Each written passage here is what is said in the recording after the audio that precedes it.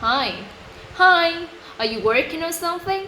Yeah, preparing for a presentation from a history class. What's the debate?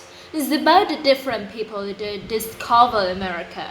I thought Christopher Columbus discovered America. Well, in 1492, Columbus sailed the ocean blue. Yeah, well, he did. But it turns out that Columbus wasn't the first person to get to the New World at all. Was he the first European? No, nothing that. Really? Sorry, I didn't mean to disturb you. Do you want to work? I will go. No, actually, it's okay. Actually, do you mind if I go for a presentation with you? It will help a lot. Oh, sure, no problem. Sounds really interesting. Well, my first point is that Europeans didn't really discover America anyway. The Native Americans were already here. So if anyone really discovered America, it was them. But then where did they come from? I explain.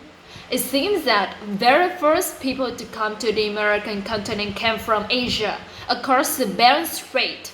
They came in from the north and moved down the American, all the way down to South America. Those people became the Native Americans, the Aztecs and the Mayans and Incas. Really? I didn't know that. Well, that was in prehistory, a long, long time ago. But then I'm going to talk about some of the other explorers who reached the New World before Columbus did. And see, I'm going to talk about two of them in particular, okay? Well, Leif Erikson was the most famous. He was the Viking, probably from Norway. He colonized Greenland and then sometime in the 10th century, he sailed from the southern tip of Greenland to Newfoundland 500 years before Columbus. There are remains of a Viking settlement there in Newfoundland, I mean. And what's interesting is Leif Erikson went to the New World because there are stories about it. So it seems like people did know, or at least they suspected, that the world is linear, even as earlier as the 10th century. In all of the Western European countries, there were lots of missing stories about the land in the West. It's understandable really because take Newfoundland for example. It's not all that far from Western Europe.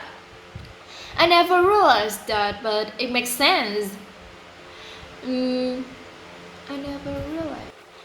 But then, apart from the Western Europeans, there was the Chinese. The Chinese? Really? Yeah, the most famous Chinese explorer was Zhang He. He was a very powerful commander in Chinese army during the Ming Dynasty.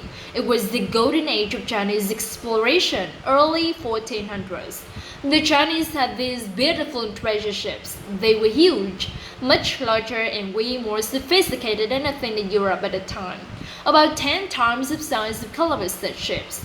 In one expedition, they had like 300 ships and 28,000 men. Zhang He was in charge. He went all over the Pacific, the Indian Ocean, the Persian Gulf, Africa, opening up trade and taking treasure from different places. Really? Yeah.